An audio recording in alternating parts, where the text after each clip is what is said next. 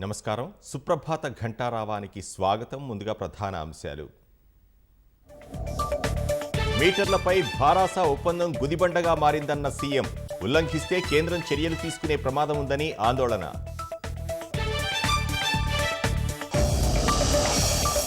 ముఖ్యమంత్రి సభను తప్పుదోవ పట్టించారన్న హరీష్. మీటర్లపై ఎలాంటి ఒప్పందం కుదుర్చుకోలేదని స్పష్టీకరణ.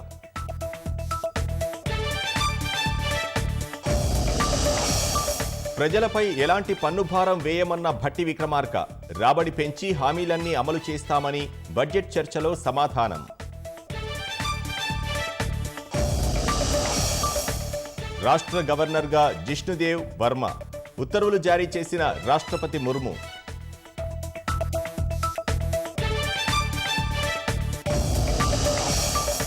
భద్రాచలం వద్ద గోదావరి ఉగ్రరూపం. 53.8 అడుగులకు చేరిన నీటిమట్టం. స్థానిక కాలనీల్లో చేరిన నీరు.